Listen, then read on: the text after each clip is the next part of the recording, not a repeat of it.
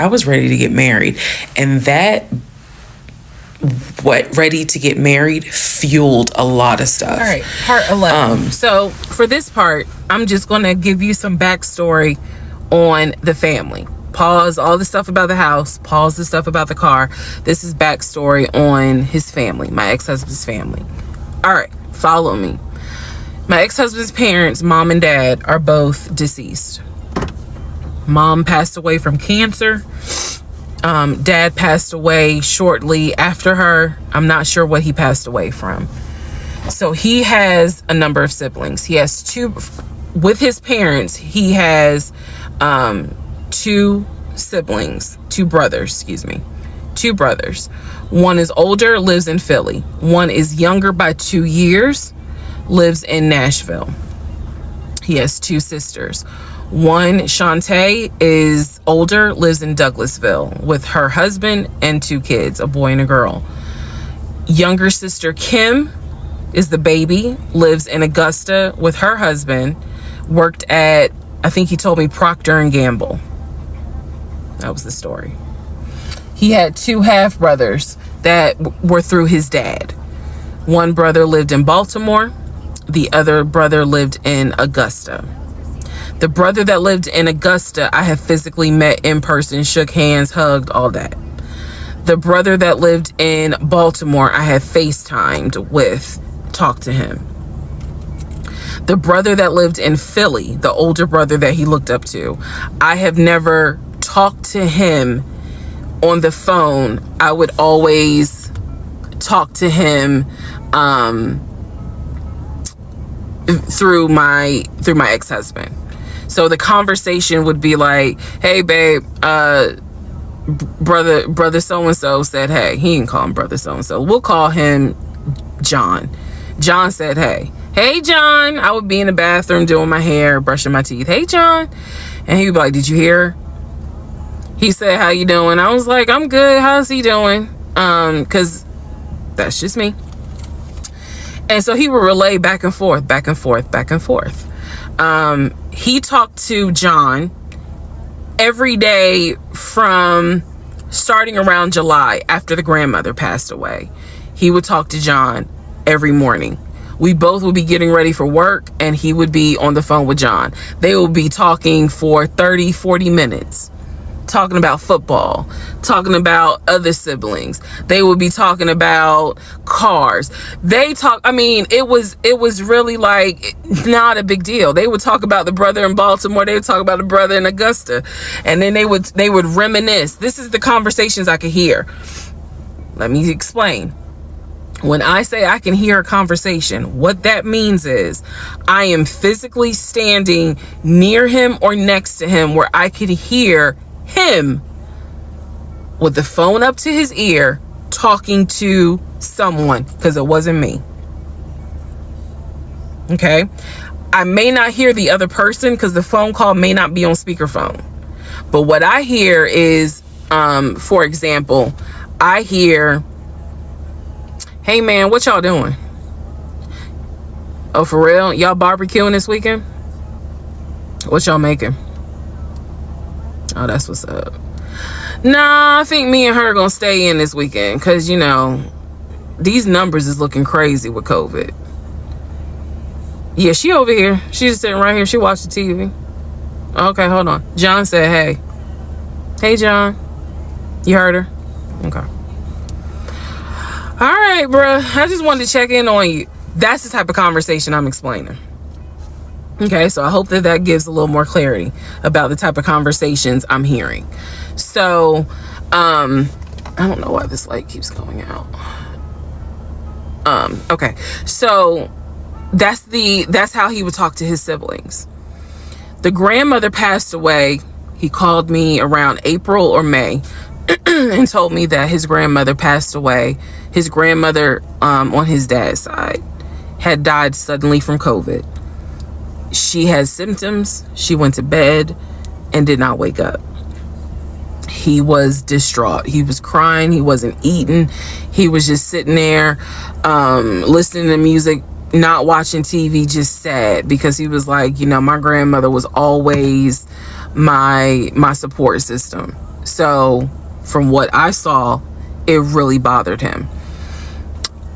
I did not think anything of it. I'm one of those people, if you tell me somebody in your family passed away, I'm gonna believe you, because I don't play about death. And I guess I expect other people don't either. However, that is not the same for everyone else, but we'll get there. So family, he had his sister Shantae, who lived in Douglasville. Like I said, she was married with 2 kids. Apparently she was a nurse. So when I had my miscarriage, that was a sister that he was like, my sister will take you to the hospital. Like, that's what family does. Okay. I had never met Shantae. I've been on the phone, or excuse me, I've been around him when he was on the phone with Shantae. Never heard her part of the conversation, but he would be talking to his sister. That's what he said. That's what it sounded like too. Now, what is interesting is that we lived maybe 35-40 minutes away from Douglasville. So there were plenty of times that he had invited me to go with him to his sister's house. Okay, let me tell you how this would always work out. Total times he invited me was probably 3 times for different barbecues or whatnot. The first time he invited me, I was like, nah, I ain't going, because again, COVID. And she's a nurse. Hell no. The second time he was like, yeah, she invited us, but I don't think we should go because COVID. No. The third time I agreed to go. I was like, absolutely, I'll go meet your sister. Like, that'd be great. On our way to her house, to Douglasville, to go see the sister, apparently he got a phone call. The phone was always like on vibrate, but he got a phone call and he told me that something came up, and so she had to cancel the barbecue, the get together, whatever. And so I was just like, oh man, okay, well, hopefully we can go another time. It didn't happen close enough for me to have red flags, if that makes sense. But at this point, as y'all probably like, girl, you so blind. But again, I didn't think anything of it, because it's like, okay, it fell through. We'll see. We'll reschedule. And so we just went out to eat, and then he talked to another brother, the brother from Augusta that he would have on speakerphone. So it was like, I didn't think anything of it. I really didn't. Man, and the more I talk about it, the more I realize, like, I'm not a dumb person, but it just never dawned on me the things that you have to now investigate. It didn't dawn on me, but nevertheless, that is the backstory for his family, right? Grandmother passed away. 3 weeks later, he called me and told me his uncle had passed away from COVID. The uncle had tested positive, had to go into the hospital, and he died. It was a bit of a red flag. It was a bit of a red flag, but like I said, I don't play about death. So I was just like, wow. Because of these 2 deaths, he became a stickler about COVID. And when I mean a stickler, wear your mask, wear gloves, hand sanitize, wash your hands. Like, he was annoying about making sure neither one of us caught COVID. So now I'm going to give you the backstory in regards to what I was told with the ex-wife. It's part 12 of Who the Fuck Did I Marry? So this is the backstory on what I was told for the ex-wife. This is important. Pay attention. All right. This is 2020. So this is what I was told in 2020. I was told that he and his ex-wife used to be friends. Then they started dating and subsequently got married. They got married in California. He had bought a house with the money that he made from arena football. They had apparently gotten married on the downward of the arena football career. had a nice house. He showed me a picture of the house, showed me pictures inside the house. Remember that? Showed me pictures inside the house. It was a really nice home in San Diego. And basically what happened was that he came home from work early one day and I have the hiccup, sorry. Came home early from work one day and his wife was sleeping with another man. The man was in the house. He and the man get into it. Her son, who is about 17 years old in 2020, she had 2 kids, a daughter and a son. The son apparently was on his way home from school when my ex-husband found his previous wife in bed with another man. So the story goes that he and the guy fought. He kicked the guy out. He kicked his ex-wife out, but told her the kids could stay. The kids are not biologically his. Those are his stepkids. She was like, you must be kidding. Like, I'm not leaving my kids here. The kids are old enough to where they were like, we don't want to go because you fucked up. We don't want to leave. So apparently she leaves. The kids stay with him for a few weeks. And then she gets her own place. The kids move in with their mom. He files for divorce in California. He files for divorce in California, and it was an ugly divorce. She was asking for spousal support, all kinds of stuff. And then it turned into, I'll help you with the kids, not child support, but just I will give you some money for the kids, because apparently he was very close to the kids and he wanted to keep a relationship with the kids. Their biological fathers, apparently there were 2 fathers, their biological fathers were not in the picture. So the divorce starts out contested and ugly, eventually becomes amicable. Eventually they become cordial with each other. So my ex-husband moved. This is all before he ever met me. So I'm telling you the story of what I was told in 2020. So eventually, about 2 years later, is when his job approached him about an opportunity to transfer to Georgia. And so he took it. New beginning, fresh start. He has family in Georgia. He took it. He told me this story pretty much the second or third conversation we had. So it was always from the beginning that she had cheated. He caught her, and he had filed for divorce, but he was still close to the kids. They still had a great relationship. I've heard him on the phone with the kids, just encouraging them, helping the 17-year-old like with homework. The kids really apparently wanted to meet me, and I was fine with that. He would send them money, if they needed something, because he loved the kids as if they were his own.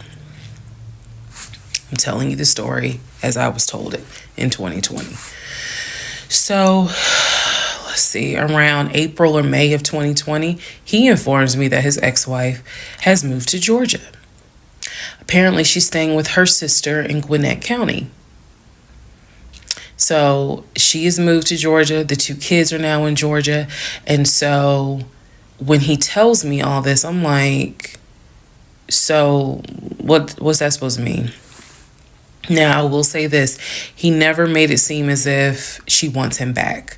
He never presented that. It was always, no, we're cool for the kids. We're cool for the kids. But he's never presented that she was trying to get him back. I feel like it's fair to her for me to say that. And again, stay with me. It all comes out. But that was the backstory in regards to the ex-wife, that they got married in California, they divorced in California, and then she eventually moved to Georgia, to Gwinnett County, after he had transferred to Georgia for his job. He did tell me that, every now and then he'll get a text message from her. He told me that he, told her when I was pregnant, he felt like she needed to hear that from him instead of hearing it from the kids. And we got into a bit of an argument about that, but honey, in the big scheme of things, that anyway. So we got into an argument about that. I felt like that's none of her business.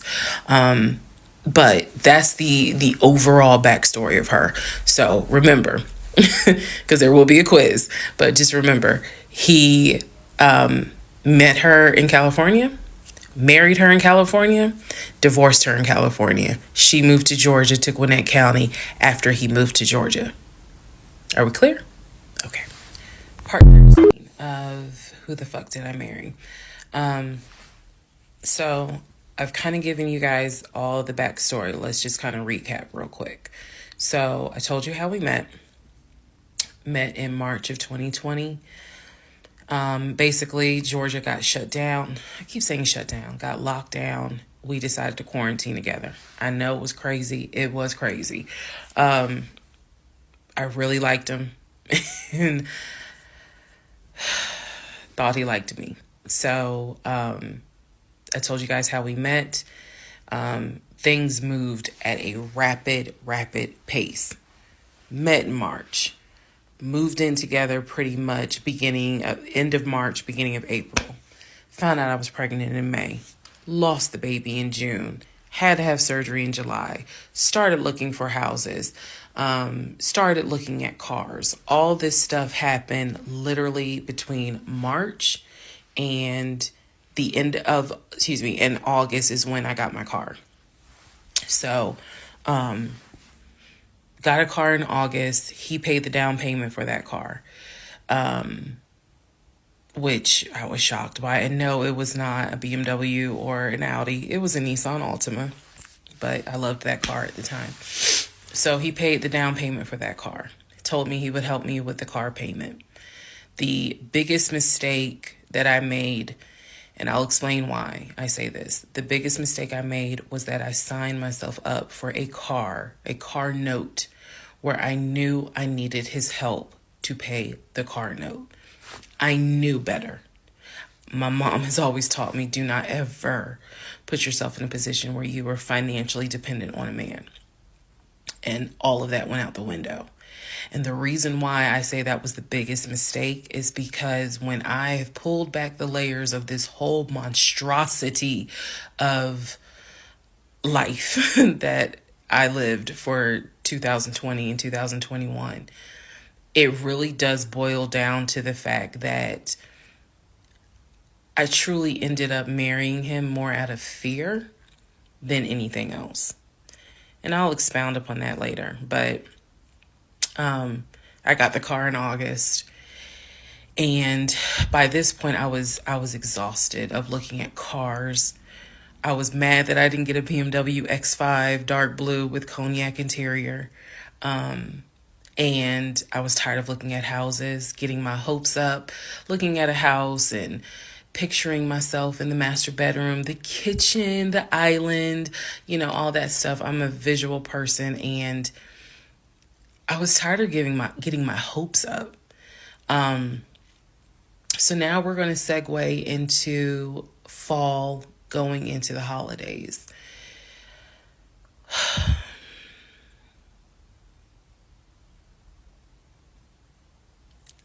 Here's what happened.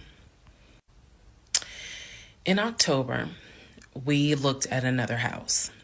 This house was in Marietta. Absolutely gorgeous. It was gorgeous. I want to say that the house was about $700,000. I really liked the house. I could see myself living there. I could see myself cooking there. And so subsequently, my ex-husband put in an all-cash offer on that house. I watched him put an all-cash offer in on the house. Our real estate agent, Scott, called us about 24 hours later. And he said, the sellers love your offer. The offer was an all-cash, full asking price offer. $700,000. Let that sink in for a moment. He said the sellers love the offer. They are asking that you show proof of funds so that they can accept the offer. My ex-husband said, I will show proof of funds when they accept the offer. The seller said, great, we'll accept the offer when you show proof of funds. So basically we got into a standoff. And if you're a real estate agent or you work in real estate, I would love to know your thoughts on this.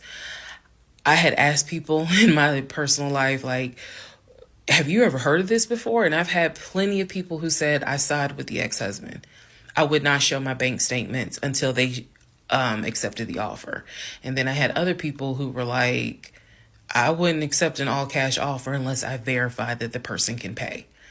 So I'm just curious what your thoughts are. Okay. So our real estate agent called us and was like, guys, the sellers are giving you 2 days to show proof of funds.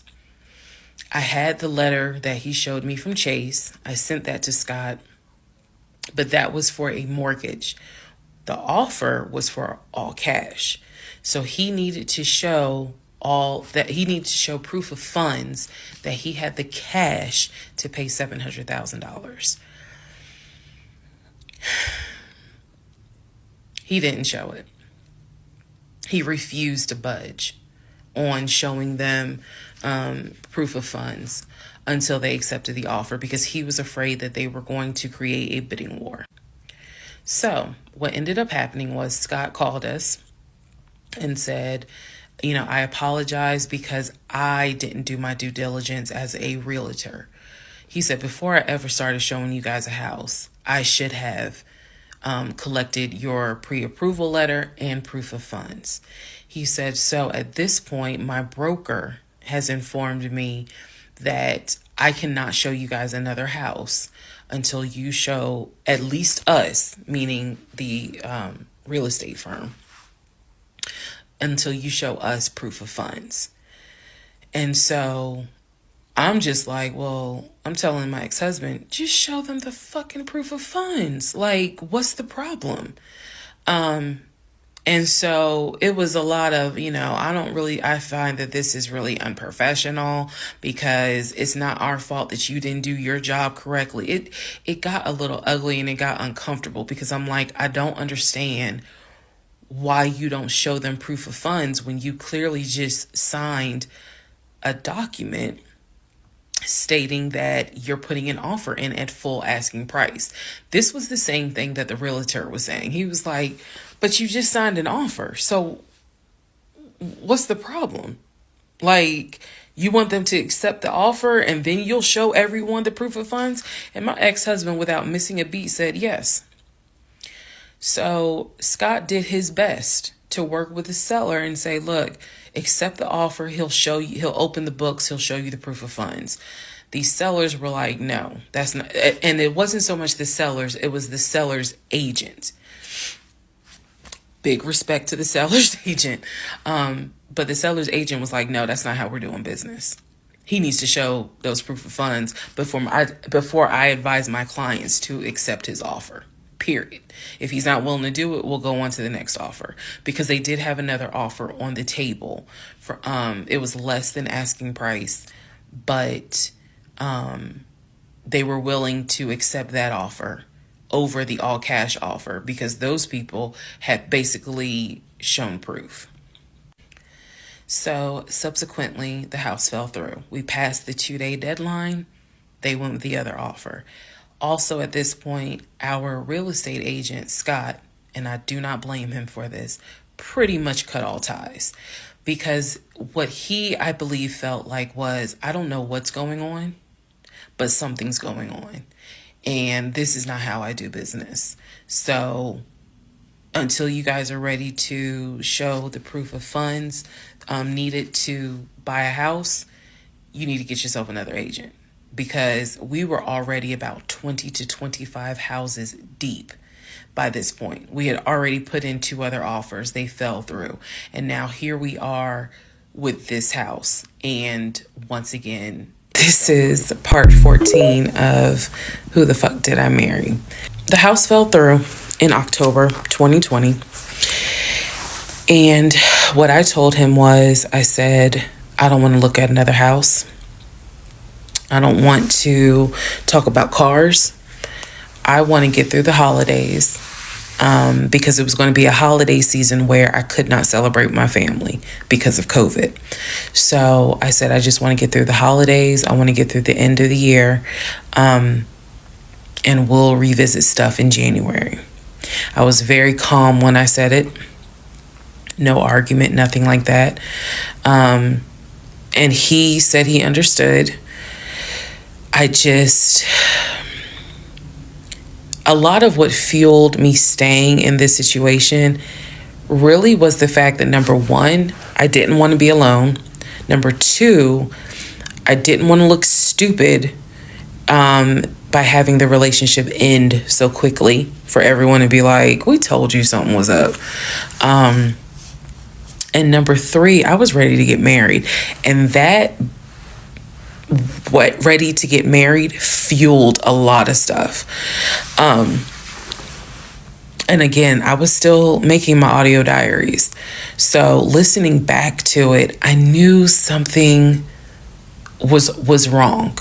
I admit that. I knew something was wrong. But what I thought it was, truthfully, was like, why does it seem like there's always something? Like, why can't we just go ahead and get the house? Why is it always something? Why can't I just get the BMW? It still didn't dawn on me how deep this something went. And for the people who keep asking, I'm going in order of events. So yes, there will be a video where I explain how everything came out and what came out, what was true, what was not true. It's coming. I'm just getting all of this out in order. So I told him I didn't want to look at a house no more. I didn't want to talk about houses. Do not mention the word Zillow. Do not mention the word realtor. Nothing. Let me just get through the holidays. And for myself, the question was, what do you want to do? You want to stay with him? Or do you want to cut your losses? And the part that kept me constantly second guessing myself was, what if he's not lying? What if he's not lying? Literally the conversation I had with myself was, there's no way he is lying about having money. You saw the paper from Chase. They don't just approve $750,000 for a mortgage for anybody. I've seen his checking account. You see how much money's in his available checking. Like I don't think he's lying. I don't think he's lying about that. But what is it? Is it that he doesn't trust me? Like, I second guess myself so much. Is it that he doesn't trust me? Is it that maybe he doesn't really want to get married? Like, what is it? Because I know what I saw. I know what I heard. I know that he's having conversations about move the money from this account to that account. I know he's paying my car note and all these bills. Like, clearly this man is making money.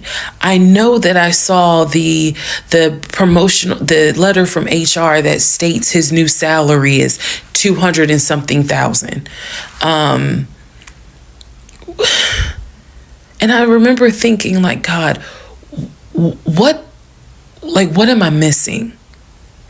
I'm missing something, but what is it? Because I know what I've seen. I know what I have touched. I have physically touched these papers. Like, I know how to read. So what is it that I am missing? He's close to his family. He talks to them all the time. He's just a regular guy that just likes to watch NFL football. He leaves me alone when I want to watch Georgia football. He's paying the bills, groceries. I haven't had to worry financially since I've met him. And as a woman who had lived on her own, paying her own bills, my God, that is the most intoxicating feeling when you meet a guy who just takes your stress and your worry away financially. But the downside is he took away the stress and the worry financially away and instead brought a mental fuck job I've never in my life had experienced, and I could not put my finger on it. I couldn't really talk to anybody about it because I'm a big believer in what happens at home stays at home. So I didn't talk to my girlfriends about it. I didn't talk to my family about it. But I just remember being like, what am I missing? What am I missing? So we did not talk about houses. We did not look at cars. We didn't do any of that for November, December. And he came to me like around Thanksgiving, and what I thought was a very open, loving conversation. And in that conversation, he was like, okay, I know I have fucked up. I know that things are not feeling too strong right now. He was like, I want us to get married. I want a home.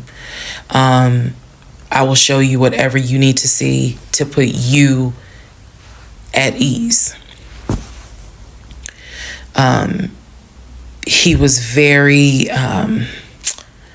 like contrite. He was very just like, what do I need to do to put your mind at ease so that you know I'm in this, and that I want this, and that I love you, and I want you to be my wife. So I was like, show me your accounts. He showed me his checking. He showed me one of his savings. He showed me a Chase savings. He did not show me the offshore.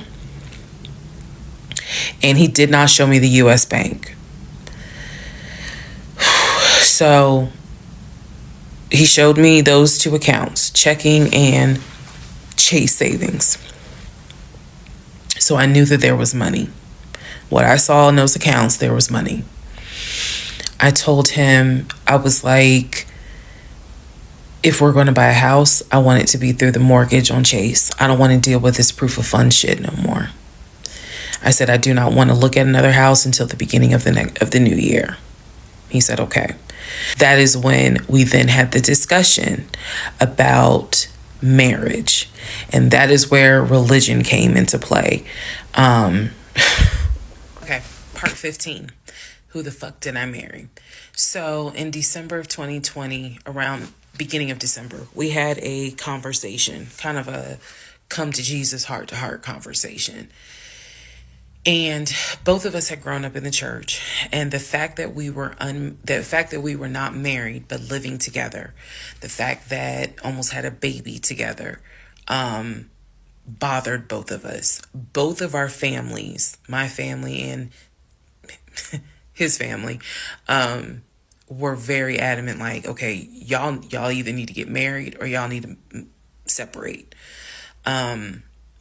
And so I'm walking around with a ring on, which I'll post a picture of the ring because, God, there's so much to unpack. But anyway, walking around with the ring. And so he said to me, whatever I need to do my part to make this work, I'm willing to do. At the same time, it wasn't that I did not trust him as much as it was I felt like I wasn't trusting myself. Because, again, like I said in the previous video, I know what I saw. I know what I read. I know what I've heard. But fuck, something was not sitting right with me. And every time I would question it in my head, the other side of me was like, okay, you know he ain't lying about the money because you saw it.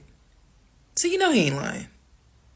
Girl, are you that... Like, I remember saying to myself, are you that jaded that you don't even know what it's like to have a decent man? Yes, I really had the audacity to have that thought. So we agreed at the beginning of December, like, we wanted to be together. I believe I loved him. I believed he loved me. So the decision was made that we were going to get married. It's still COVID, so we had to follow certain protocol. So we filed our marriage license in Fayette County, Georgia, because you could not get an appointment in Clayton County to save your life. So we filed the marriage license in Fayette County. On our marriage license, it asked the number of previous marriages. He said 1, I had 0. It asked for our social security numbers. He put his social security number down. I put my social security number down. I mentally wrote down his social security number. And I did a background check. I did a background check after I had filed a marriage license. Yes, I know, but I did. The background check, nothing came back. It was like no results found. I did a criminal background check, nothing came back. So I thought one of two things. Either I had the wrong social, meaning I wrote down the wrong social, or my paranoia was unfounded. There's nothing wrong with him, because he has been always throughout the relationship a big stickler about law enforcement, following the law, because his dad was a retired police officer. So this is someone who has been, this is a guy who would check to make sure my tail lights were working, make sure my signals were working, make sure my oil was good, make sure I had enough gas in the car. So when the criminal history came back with no results, I was like, well, of course there isn't, because the man probably hasn't had so much as a speeding ticket. So we filed the marriage license, and then we made an appointment to get married, and waiting for the judge to come out of chambers so that she could marry us. And the reason why I'm pausing is because, my God, if I could go back and see that young woman sitting in that lobby.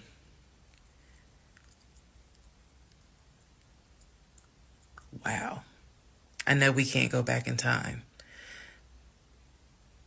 but damn, if I could go back in time, I would. I didn't tell anyone I was getting married, because I was afraid that we had tried before in September and something came up. So I didn't want to tell anyone. I didn't want to get anyone's hopes up. I didn't want to get my hopes up. I know that's bad, but again, said I would be honest, even if it's ugly. I told my mom, my family, that we got married, told my friends. They could not believe it. My mother was relieved, but she had no idea about what was going on. My aunt was more like, really? You married him? My friend, the one who took me to the hospital for the miscarriage, was like, I wish you would have told me, like, you deserve to have people there, take pictures and celebrate and all this other stuff. And she was like, she's the type of friend, if you like it, I love it. You rock with him, I rock with him. The moment you don't, I don't either. So she was supportive. My other girlfriends were happy for me. They just hated that I had to get married during COVID. Because they were like, we would have loved to have, thrown you a bridal shower and a bachelorette party and all of that. It just sucks that you couldn't experience that. So we got married on a Tuesday. On the way home, stopped and got some wings, went home, and I had to get ready to go to work the next day. And life. I got married January 5th. By January 31st, I knew I was in trouble. I still didn't know how deep, but I knew I was in trouble. So, to give you all a very, very, very candid idea. Got married January 5th. The normal things that married newlyweds do when we got married completely stopped. And that was not by me. You always hear men talk about, man, now that we're married, she don't.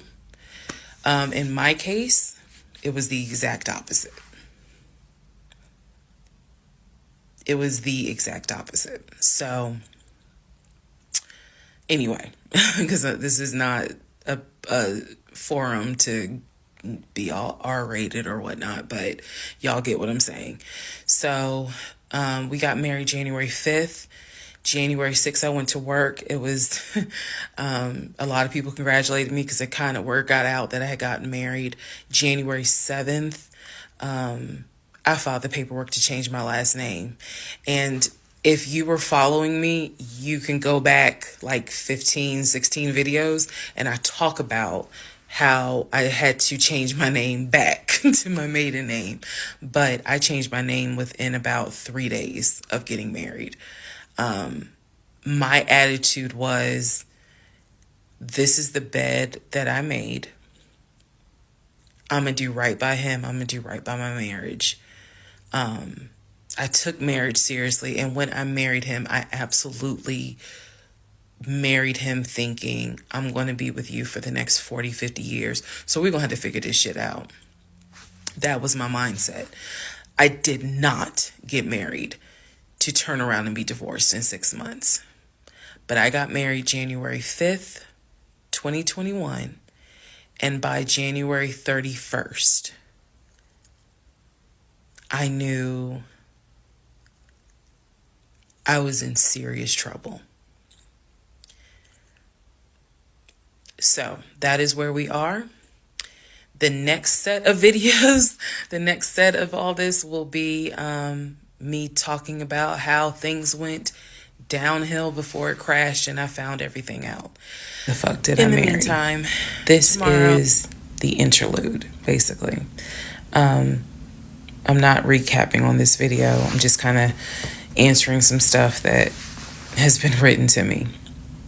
Someone was like, why are you airing your business out on social media? It's a valid question.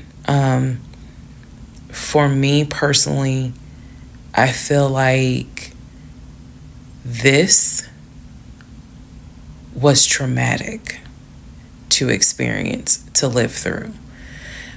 And I'll expound on that on another video, the aftermath of the toll that this took. Honestly,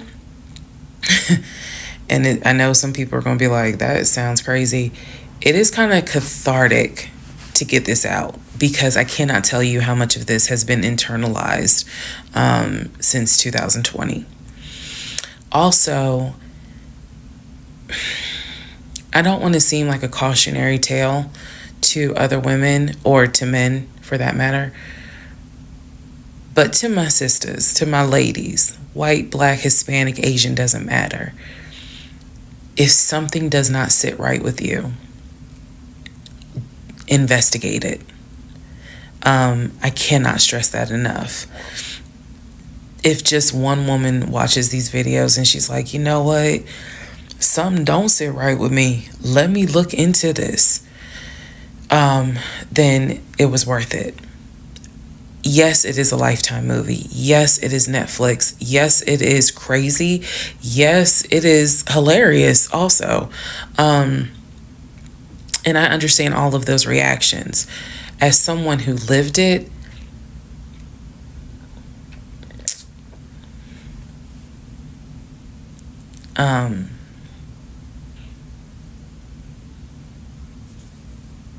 it was traumatic. But I feel like, God, it feels good to finally admit what the fuck I went through. And again, by the time this is uploaded, I'm only to January of 2021, right after getting married. So when I think back on it, there's things that I'm very, very grateful for. There are things that I'm just like, why did you not pay attention? Why did you not question? And the sad part is, I can't even begin to tell you. I don't remember the woman I was before I met that man. I don't remember. Because going through something like that, it changes you. And I've seen some women in the comments who were like, I was married to a habitual liar. I was married to a pathological liar. My baby daddy's a pathological liar.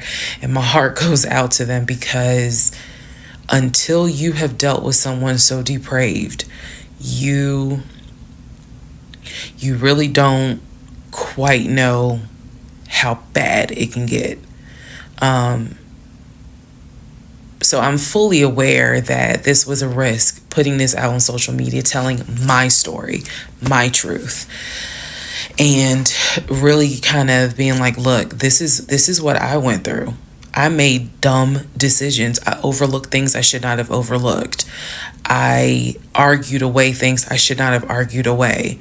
I can pinpoint exactly the moment I should have left. I still feel like God is sitting on the throne and he's like, I never planned for your monkey ass to marry him. I never even planned for you to go out and date with him. That's why I blew your tire. But you hard-headed and you went anyway. And then I tried to go ahead and show you signs. You ignored them. Like, I feel like God did everything to help me as his child be like, this is not who I created to be your helpmate. And I was like, God, you taking too long. I want to get married. You taking too long. I want to have a family. You taking too long. And these are the consequences that I am paying for basically telling God, you took too long. And I feel like God's grace is sufficient. It is. But at the same time, and I'm not perfect. I mean, not perfect at all. None of us are. But I do feel like when I sit back and I replay the events that happened, I truly cannot believe that was my story.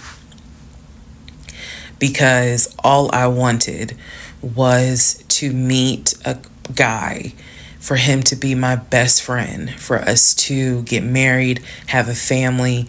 I wanted someone I could make fun of his big old forehead, and he make fun of my nappy head and all my wigs, and yet he was my ride or die. I wanted someone that I could be like, man, help me with these kids, and he helped me with the kids. We had a nice home. We were comfortable. That is what I wanted. And I've said this before, and I say it again. I truly hoped it was my turn. You see the women who are, so happy, and, they're in these loving marriages and life just looks good. I really, really wanted it to be my turn. And so I excused away a lot of stuff that I hope the next woman who sees this does not excuse, because I don't wish this on anybody. I don't wish this on anyone to feel the way I felt the moment I discovered the whole truth. So I just wanted to say that, because I think it's important to try to answer the why is she posting this. Honestly, I was tired of holding it in.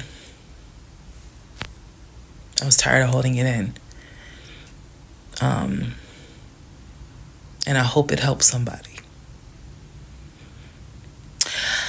Okay, let's all take a deep breath.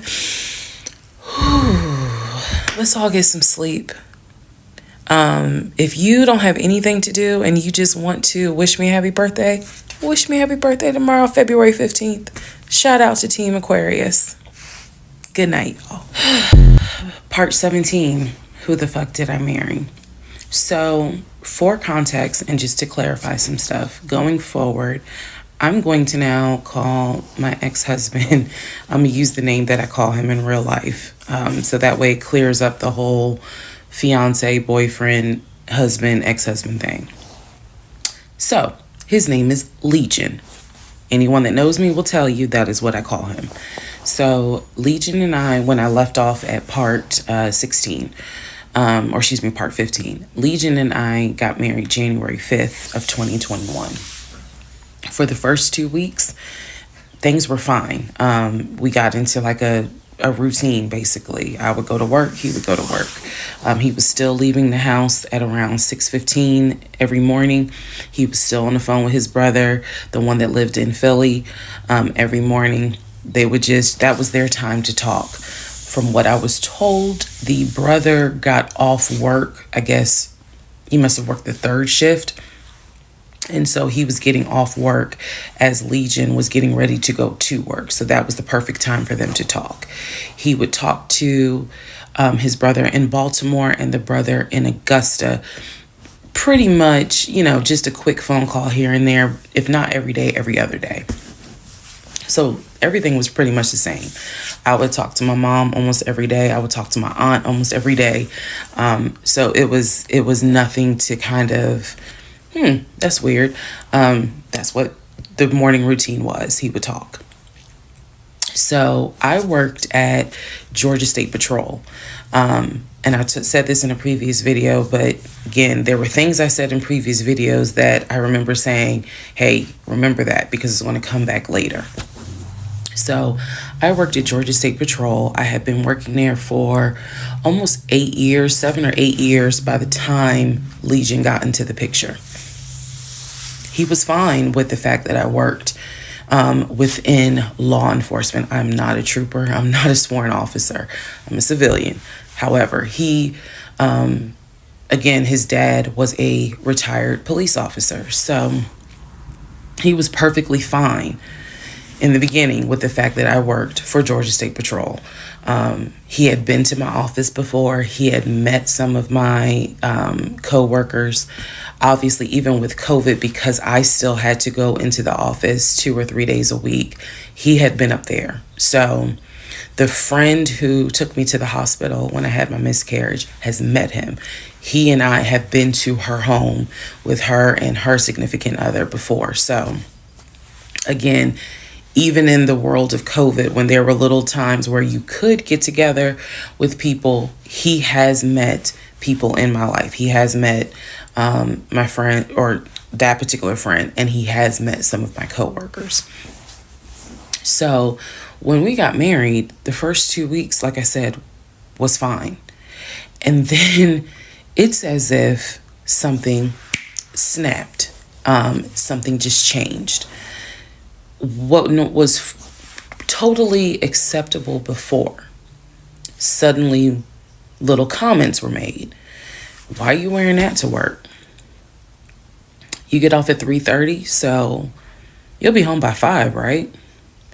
Things that had never happened before. He had never questioned what time I'm going to be home. Really, he didn't need to question it because when I'm off work, I leave. So it was never a situation of, I'm going to just sit around at work and just run my mouth because I have nothing to do.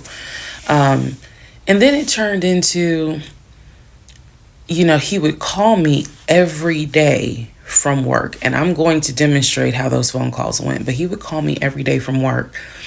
And if he even so much as heard a male voice in the background, he would have little comments to me. Who was that? Are they in your office? Man, I never know who's around you, because it seemed like every time I call you, I have the hiccup, sorry. It seems like every time I call you, there's some man around. And I'm just like, at first I kind of shrugged it off. I laughed it off because it really truly was absurd to me. But then it became a bit more frequent.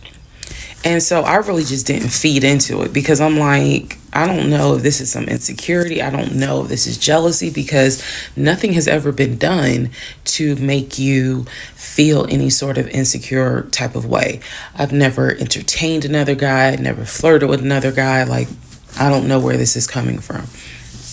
So it is also important to note, we got married January 5th. Things started changing around 2 weeks later. And the reason why I know it's 2 weeks is because I had recorded an audio diary on January 21st is the date of the audio diary.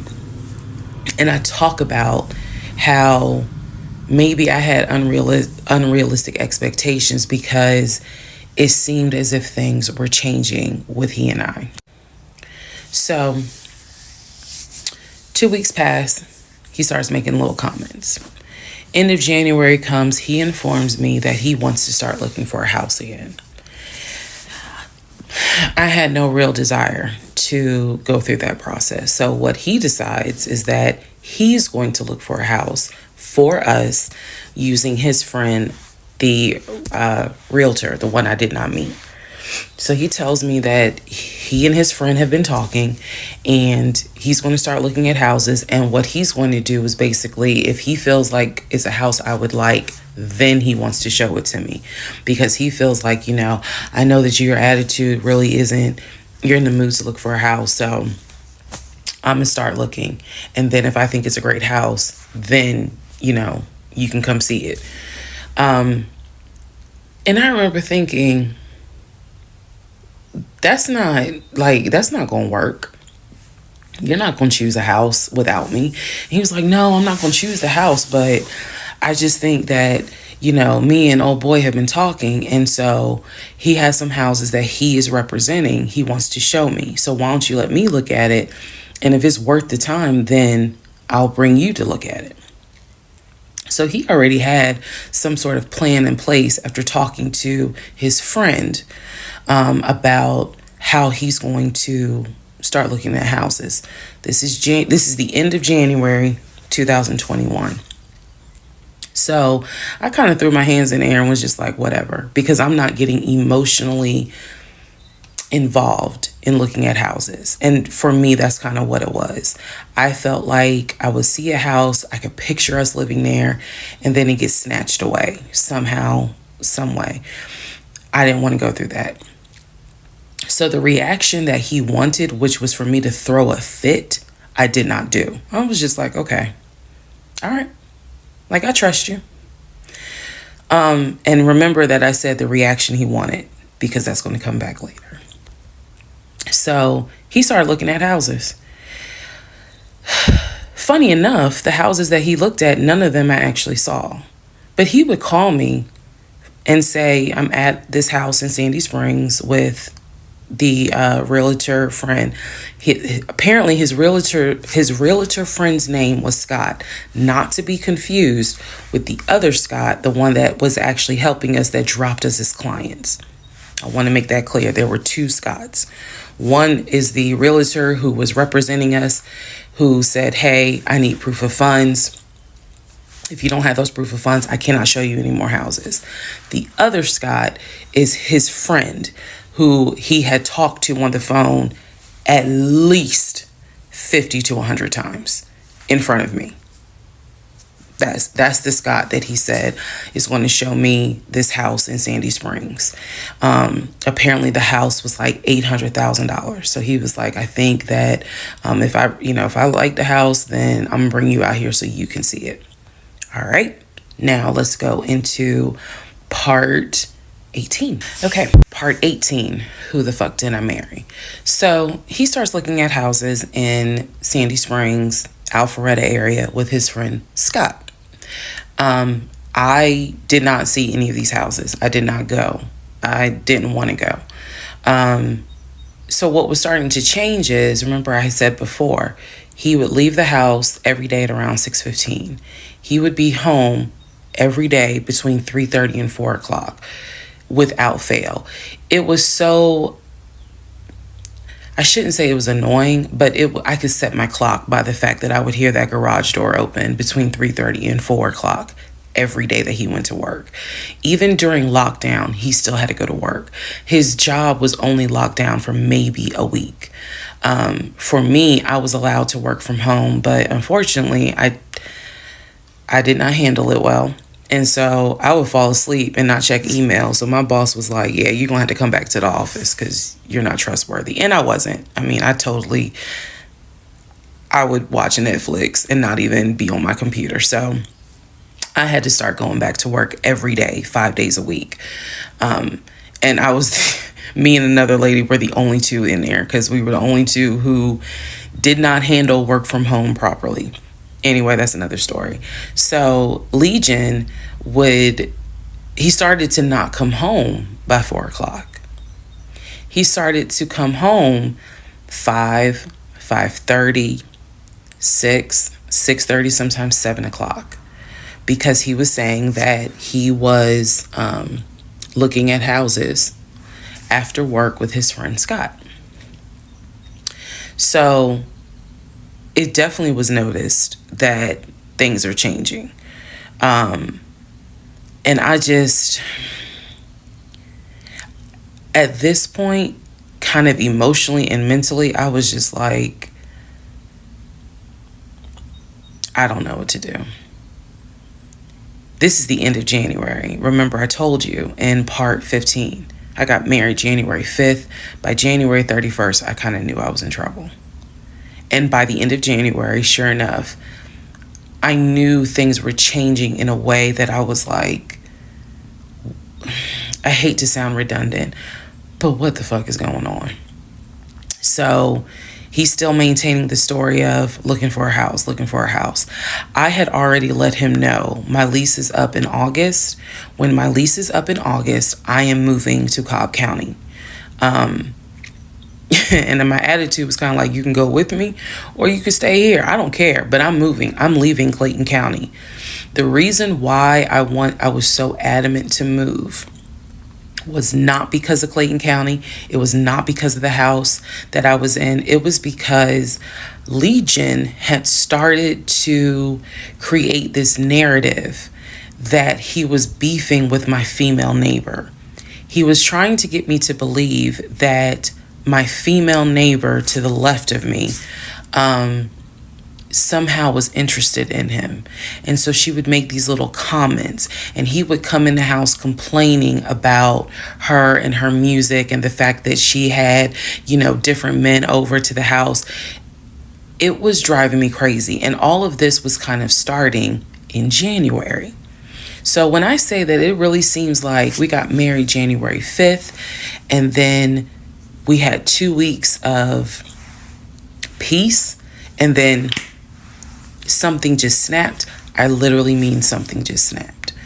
So he's looking at houses. Now we're moving into February. February obviously is my birthday month. He did good. He did good to make Valentine. He went all out for Valentine's Day. He went all out for my birthday. My birthday and Valentine's Day are February 14th and February 15th. So he went all out on both days. Y'all ain't even gonna believe this story. But I said I would share even when it makes me look bad. So the weekend after my birthday, and what I mean by that is if my birthday was on a Tuesday, we're talking about Saturday. The weekend after my birthday, he gave me money to go to the nail salon, go get a manicure and pedicure. So I leave the house.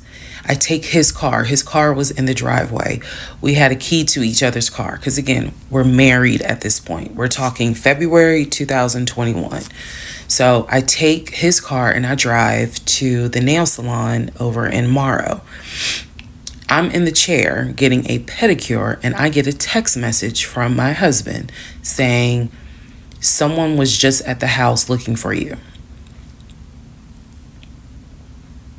And I'm like, who was looking for me? Who was it? And he said, I don't know. I think it was some this is through text. I don't know. I think it was some dude you used to mess with. Okay. I was like, what are you talking about? He was like, I'm telling you, some guy just came to the house looking for you. I told him you were not here. So at this point, y'all, I'm in the chair at the salon. I'm freaking out because I'm like, who the fuck has the audacity to come to my home unannounced, uninvited, talking about they're looking for me? Especially because before I met my husband, I was working the last shift at Amazon as a part-time job. So I had not dealt with, dated anything with anyone for about a year before I met him in March of 2020. So I really was like, who the hell is this coming to my house? So I finished the pedicure. I head home. Once I get home, I'm like, what are you talking about? What happened? And so I'm frazzled in a way. And he's calm. He was like, yeah, it was a black Dodge Charger. They pulled into the driveway. They backed in. They backed in as if they had been here before. So clearly this was someone who's been to your house. He got out the car. He said, I opened the door and I went out there and I said, is there something I can help you with? And he said, the guy said, I'm looking for, and gave him my name. And he said, I'm sorry, she's not here. And he said, he was like, oh, okay. All right then. And just got in the car and drove off. And I was like, my brain stopped working because I'm thinking, who the heck could this be? A Dodge Charger? I was like, are you sure that it wasn't law enforcement? Like, was it the sheriff's office trying to serve me with a lawsuit for a credit card I didn't pay? He was like, no, he was in regular clothes. He was like, and it was not a police car. It was not a marked unit, basically. And so I'm just like, who the heck could this be? And he was like, I know who it was. And I said, who? He was like, I think it was your ex. I said, what ex? He was like, the one that you had dated for 2 years. Remember back in like part 3, part 4, I told y'all, he told me about his ex. I told him about mine. I thought we were being honest with each other. So now, fast forward to February 2021, and he's telling me, yeah, I think it was the ex that you had been dealing with for those 2 years before you met me. I said, so you think that he showed up to the house uninvited after 2 years?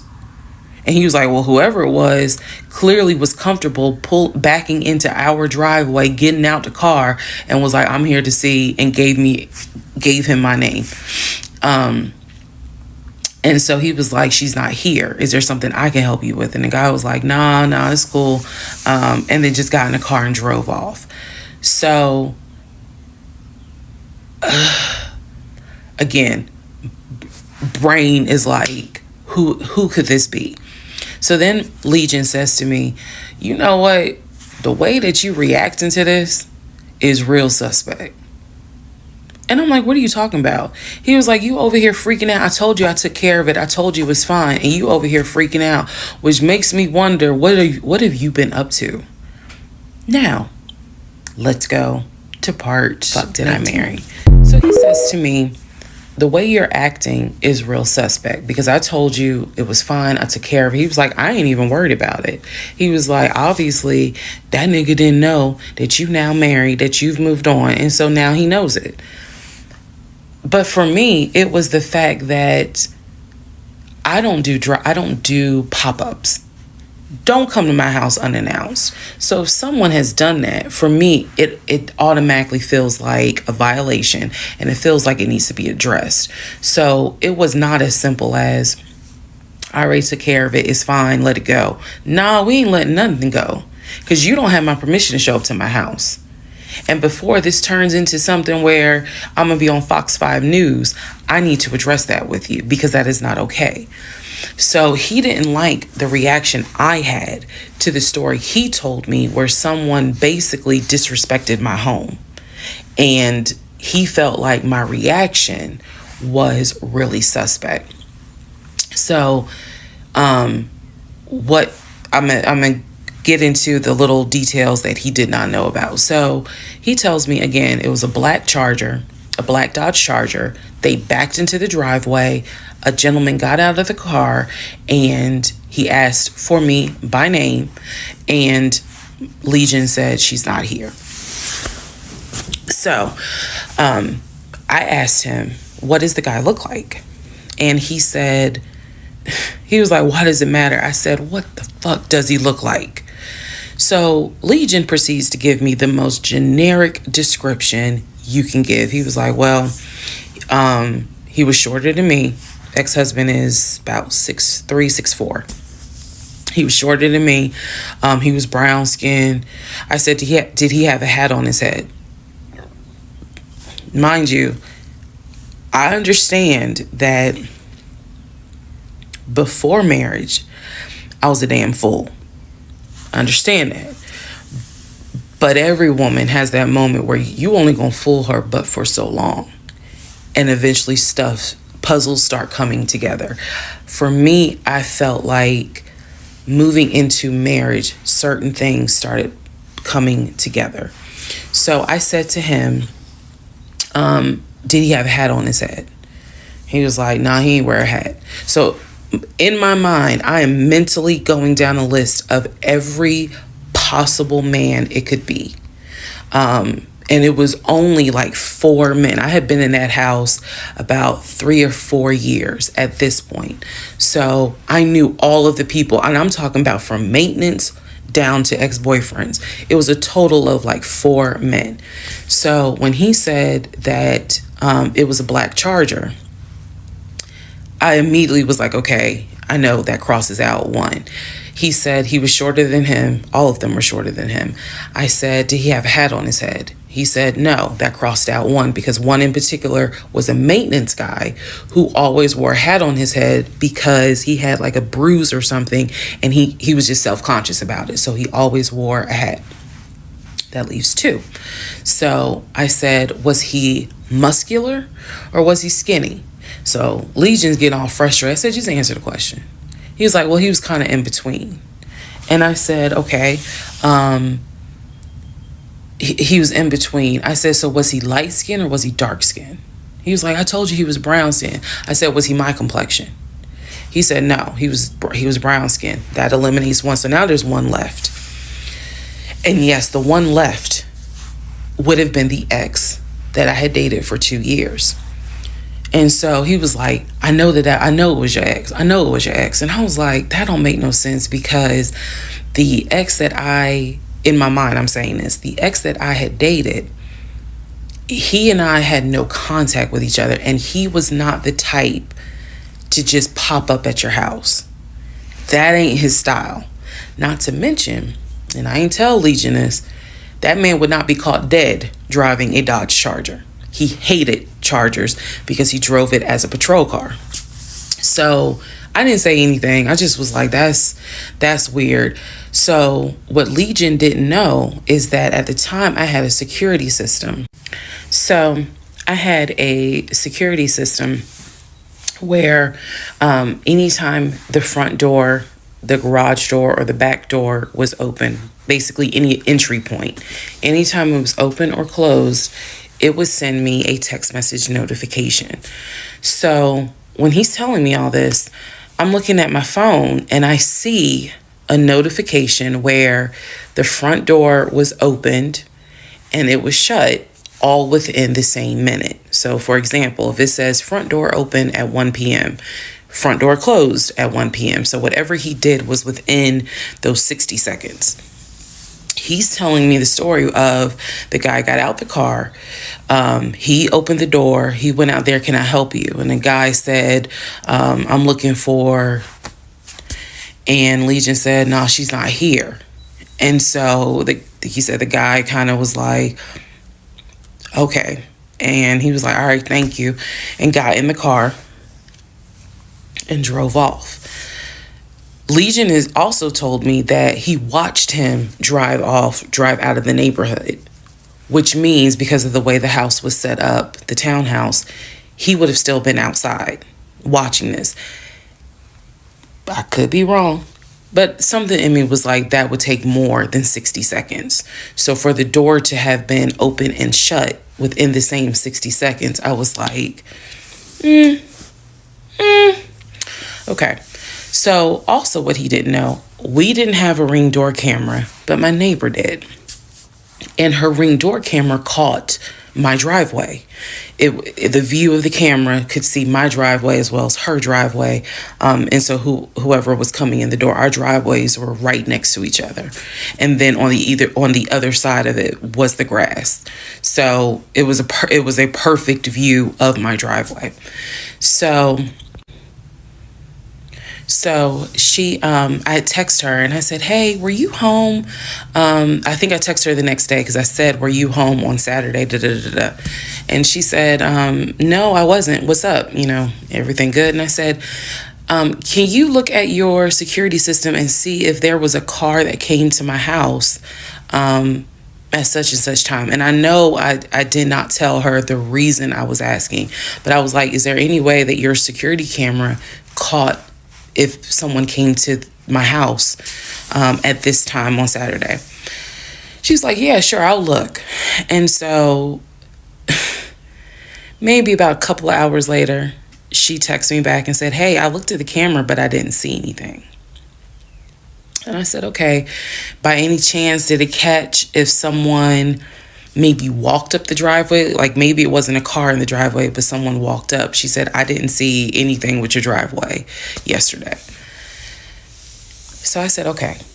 And I knew that something in me again was like, nobody came to the house.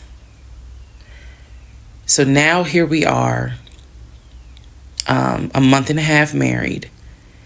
And now is when I'm like, why the fuck did he make that up? Because no one came to the house. No black Charger came to the house, backed into the driveway. Nobody got out the car and asked for me. Nobody was looking for me. So now I was sitting in the bedroom thinking through all this, and I'm like, why the fuck did he make that up? Because that's what happened. I'm looking at the text messages on my phone where he's telling me someone just came to the house looking for you. But no one came. So what was the purpose of that? And then something said to me, something in me said, he wanted to see your reaction. He just wanted to see the reaction. You had been too calm, and so he wanted to see a reaction. So this man gaslit me like I was Georgia Natural Gas just to get a reaction. Welcome, ladies and gentlemen, to part 20 of Who the Fuck Did I Marry? So after the black Dodge Charger incident, things were quiet. Legion was fine. Legion slept just fine. Me, that shit played over in my head for days and days and days. On one hand, I was like, I know nobody came. My head knew nobody came to the house. My heart was like, but maybe he didn't make it up. So the head and the heart were absolutely playing a tug of war because, again, I really couldn't fathom that he was making it up. But nevertheless, I filed it in the back of my mind in my little filing cabinet, my mental filing cabinet. So a few weeks later, we go out to eat at this restaurant in Atlanta. It's a burger place, and I'm going to do my best by the time I post this to put the name of the burger place on the screen. So we go to the burger place, eat dinner. Everything was fine. As we are leaving, he says to me, did I ever show you where my grandmother's buried? This is the grandmother that passed away from COVID in 2020. And I said, no. I was like, we haven't been over here. And so he was like, let me show you. So he drives us to the cemetery, which is not far from the restaurant. He drives us to the cemetery, goes around and around, and then it comes to like a little hill in the cemetery. And he was like, you see the headstone? The headstone had like the family name on it.